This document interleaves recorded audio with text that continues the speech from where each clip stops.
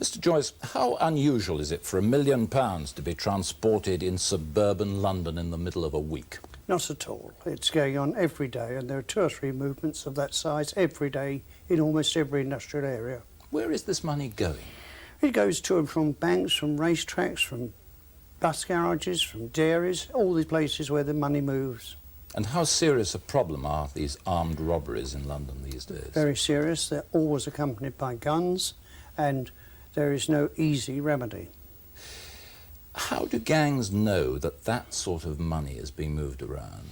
Well, where it's necessary to move it to and from bank premises across a pavement, they can watch day after day, week after week. And if there's a pattern, they'll find it. If there's no pattern, they'll try it when they think it's right. Does that mean that their intelligence comes from inside?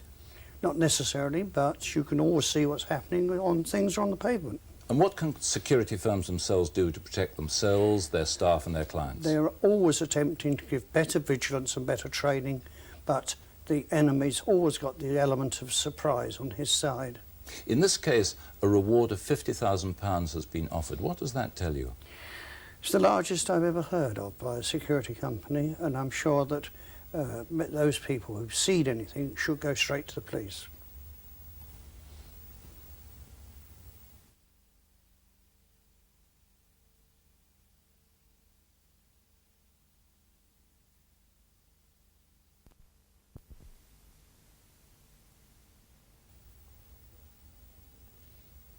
Mr. Joyce, how unusual is it for £1 million to be moved in suburban London in the middle of a week? Not at all. It's not a large amount at all these days. It moves in every major city, and the money is coming from racetracks, from dairies, bus garages, all sorts of places.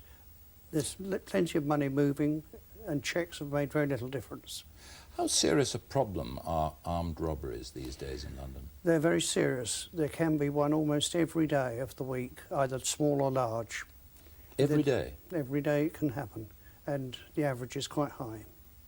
How do gangs know that this sort of money is moving from various places? Well, where money's got to move across the pavement, it's very easy for people to observe it, and if they observe on a regular basis, if there is a regular movement, they'll know it's going to happen. Are you talking about good surveillance, or are you talking about intelligence? I think that good surveillance is point one. Intelligence usually needs other aids which aren't necessarily available in all these cases. What about inside jobs, as they're known? I think there are very few. There are very few that ever come to court, and I don't believe there are many in the industry. What can security firms themselves do to protect themselves, their clients and their staff? Their clients are almost always protected because the security company carries the risk, but they can aim for better surveillance and better training, but they would not ask for guns. And in this case, there was a reward of £50,000 has been offered. What does that tell you? It's the largest I've ever heard. It means that the company concerned is very concerned, and they're anxious that anybody who has seen this should contact the police immediately. Mr. Joyce, thank you very much indeed.